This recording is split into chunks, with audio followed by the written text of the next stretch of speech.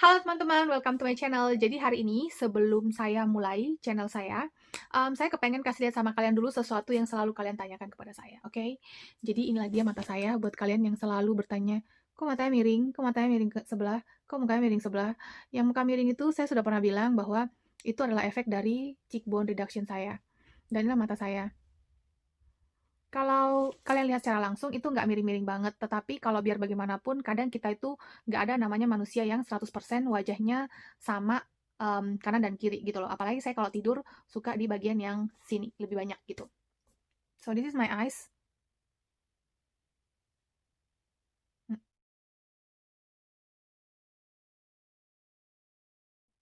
oke.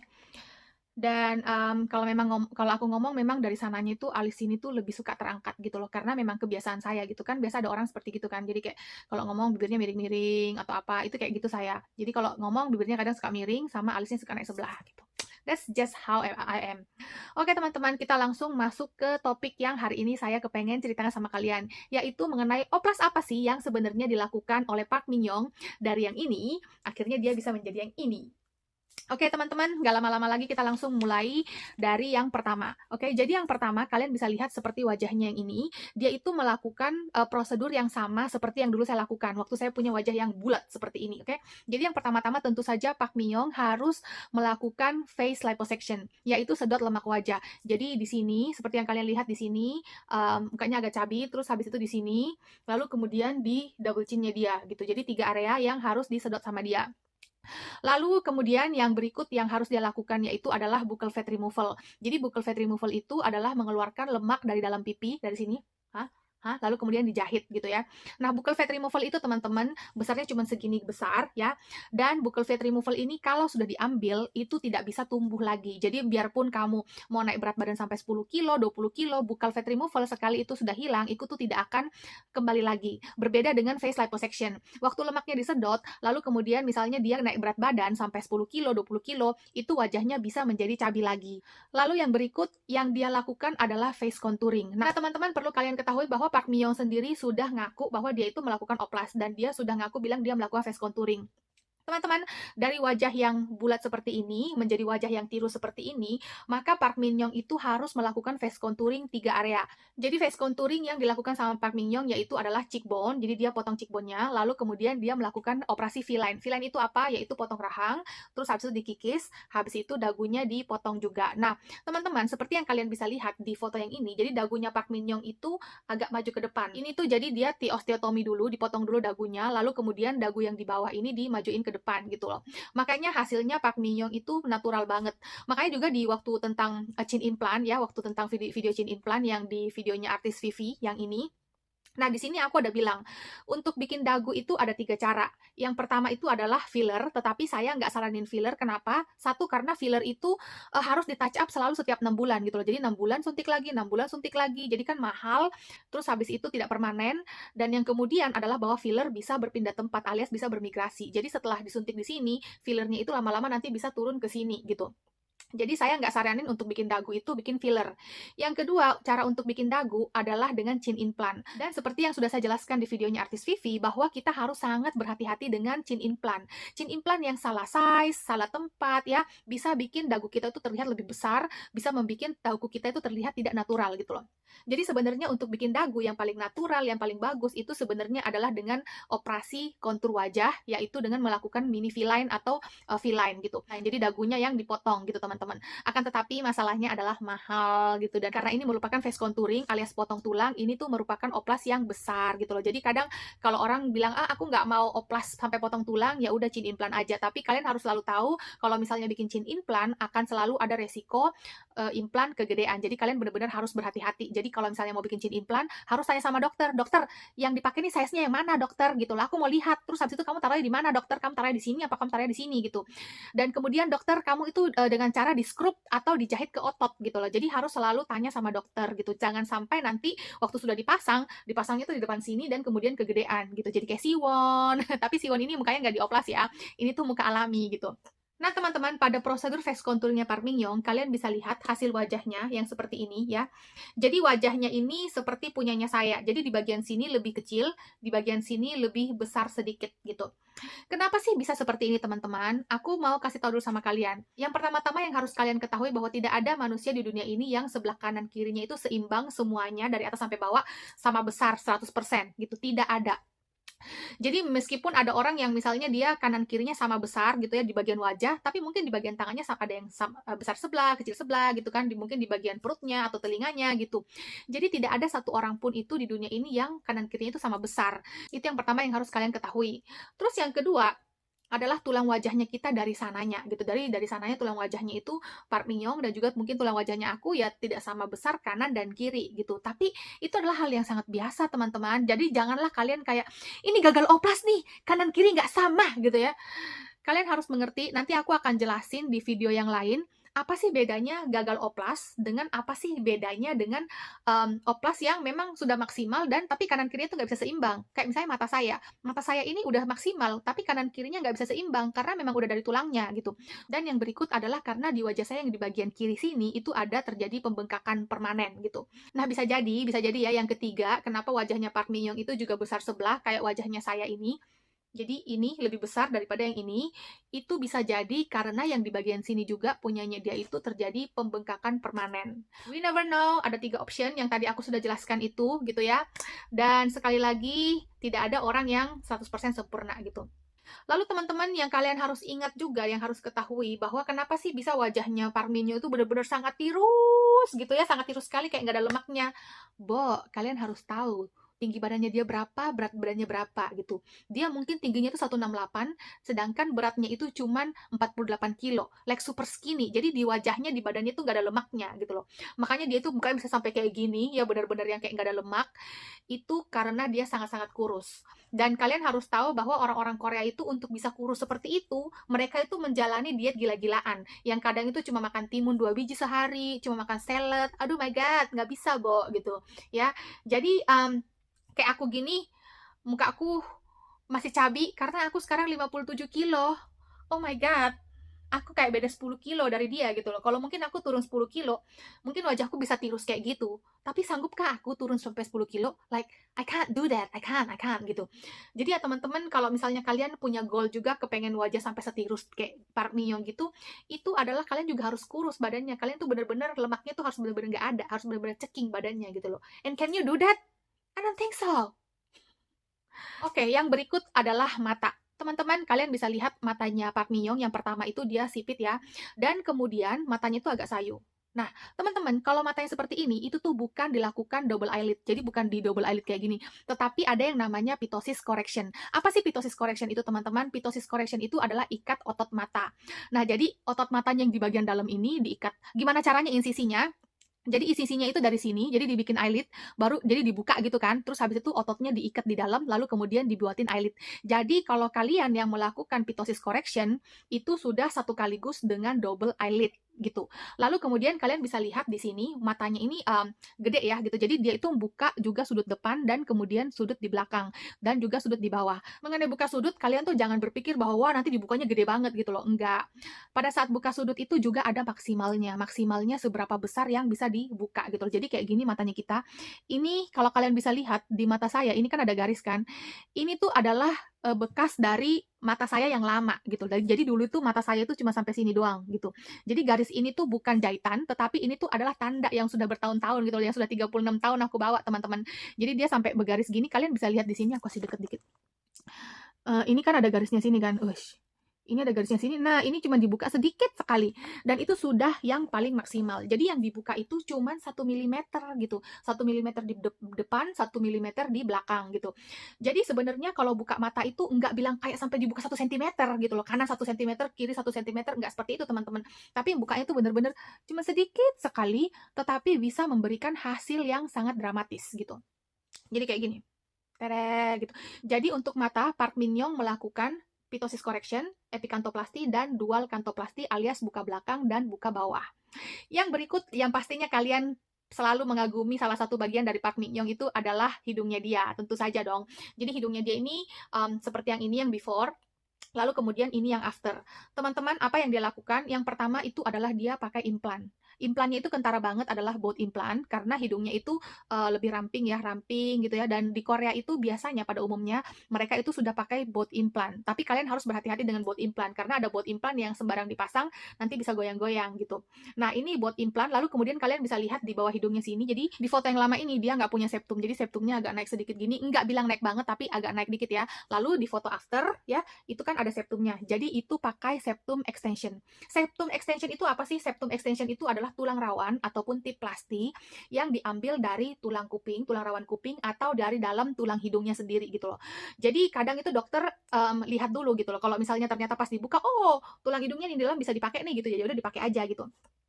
Lalu yang berikut yang dilakukan sama Park Min Young, kalian bisa lihat kan hidungnya sekarang ini lebih ramping, ya di bagian tulangnya sini. Kalian harus mengetahui yang dia lakukan itu adalah osteotomi. Osteotomi itu penting banget. Osteotomi itu buat apa sih? Osteotomi itu buat merampingkan batang hidung. Jadi batang hidungnya itu dikikis, ya.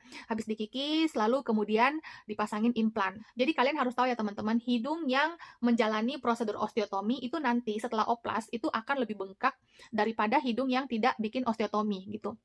Dan seberapa banyak sih sebenarnya hidung itu bisa dikikis, itu tergantung dari hidung kita. Jadi nanti dokter cuma bisa tahu pada saat sudah dibuka di dalam. Karena kan ada kulit, ada tulang gitu loh. Jadi kalian harus tahu juga teman-teman, untuk teman-teman yang hidungnya bulbous nose, itu tuh untuk ngecilinnya itu nggak bisa misalnya dari size XL menjadi size S, nggak bisa. Yang bisa itu adalah secara bertahap. Jadi dari size XL menjadi size L. Kalian harus tahu teman-teman, untuk mengecilkan hidung, itu tuh cuma bisa turun satu size setiap kali operasi gitu. Jadi misalnya hidung XL yang gede banget, terus habis itu mau dikecilin, itu cuma bisa turun satu size menjadi size L. Itu yang perlu kalian ketahui. Nanti kalau misalnya mau dikecilin lagi, harus revisi lagi dari size L menjadi size M. M menjadi S. Itu selalu seperti itu. Makanya kayak Michael Jackson gitu, dari hidungnya yang besar banget, kayak hidung tipikal orang kulit hitam ya, akhirnya hidungnya itu menjadi super small, menjadi super skinny gitu ya. Itu karena dia harus melakukan operasi sebanyak beberapa kali gitu. Jadi nggak bisa satu kaligus gitu. Yang berikut yang dilakukan Park Min Young itu adalah alarplasti. Tentu saja alarplasti itu adalah kecilin cuping. Tapi teman-teman, kalian harus hati-hati sekali dengan kecilin cuping. Yang selalu aku bilang, jangan sampai nanti cupingnya jadi seperti ini ya. Jadi kayak cupingnya Michael Jackson, itu kalian harus sangat berhati-hati. Lalu yang berikut teman-teman, oplas yang dilakukan oleh Park Min Young itu adalah endothine brow lift. Mungkin kalian bilang, apa sih itu endothine brow lift? Oke, endothine brow lift itu adalah semacam alat kecil yang seperti ini, yang bentuknya segitiga seperti ini.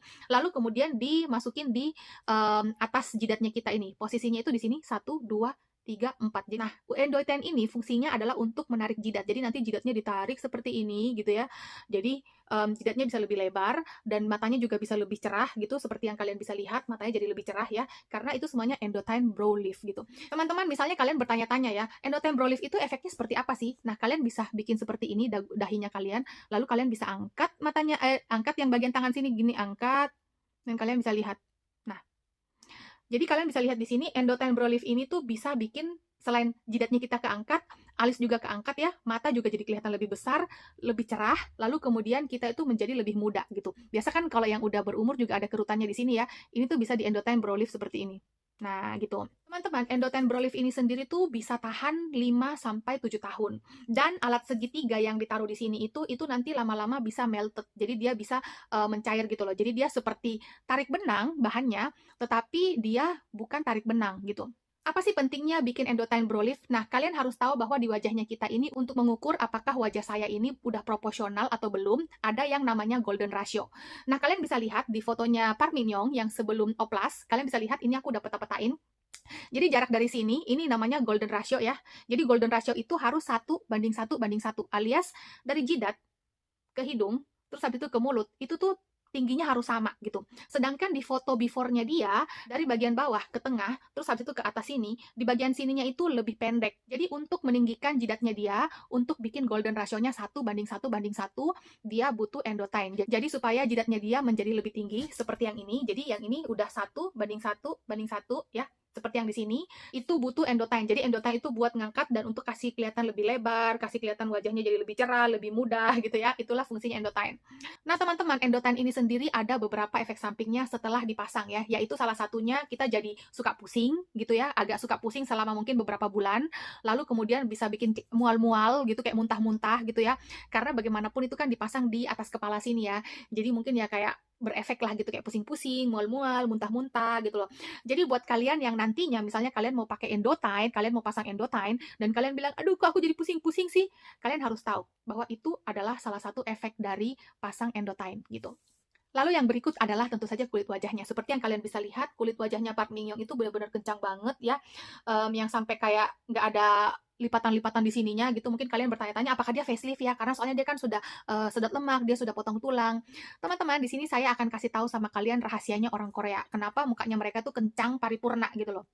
Jadi yang mereka lakukan itu bukanlah facelift ya, dan juga bukanlah tarik benang ya, dan juga bukanlah kayak treatment-treatment gitu. Karena kan misalnya kalau udah keluar lemaknya, udah potong tulang, otomatis kan kulit jadi saggy ya. Tapi yang dia lakukan itu bukanlah facelift, bukanlah manual facelift ataupun tarik benang. Tetapi di Korea itu ada yang namanya thread lift non melted, teman-teman. Jadi ini tuh sangat-sangat apa ya? Sangat-sangat terkenal sekali di orang-orang Korea, apalagi di artis-artis. Jadi kalau misalnya kalian melihat artis-artis itu yang mukanya kencang gitu ya, mungkin kalian bertanya-tanya, waduh ini mukanya kok kencang banget ya, kayak nggak tua-tua gitu ya. Ini ngapain sih? Yang mereka pakai itu adalah thread lift non melted alias reborn. Jadi reborn ini buat tarik sini dan juga tarik sini, jadi nanti jadi kencang kayak gini. Lalu nanti ujung benangnya itu ditaruh di sini, dicantel di sini, lalu kemudian di klep gitu. Nah, teman-teman, kalian harus tahu bahwa tidak semua orang yang kulitnya kendor itu bisa pakai reborn. Kenapa?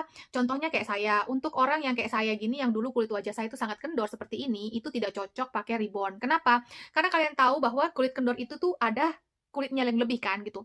Nanti kalau misalnya ditarik sama ribbon, kulit lebihnya itu bisa bergerundul-gerundul di sini gitu loh. Jadi kayak di sini ini kan udah kencang ya, jadi nggak bisa kelihatan. Tapi kalau misalnya kendor banget kayak punya saya yang ini, itu waktu ditarik gini sama ribbon, nanti dia tuh ada gerundulannya di sini. Jadi kayak ada apa ya, kayak ada kulit lebihnya gitu loh.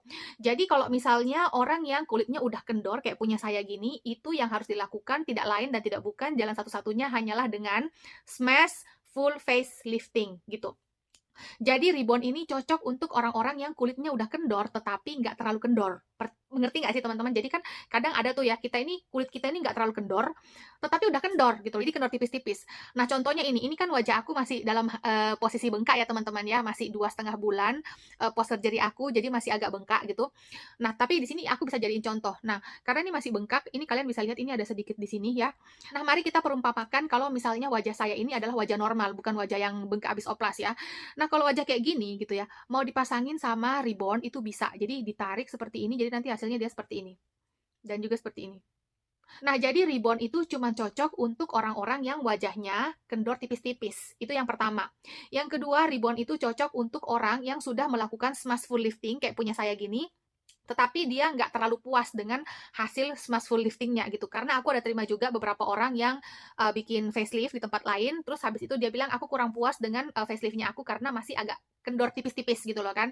Ya namanya orang lah nggak pernah puas gitu, pengennya mukanya yang kencang seperti ini ya gitu. Jadi kalau buat kalian yang masih ada kendor tipis-tipisnya dan kepengen bener-bener kencang seperti artis Korea, itu bisa melakukan reborn. Teman-teman, aku masih kasih tahu dulu sama kalian bahwa reborn ini tuh bisa tahan sekitar 2-5 tahun.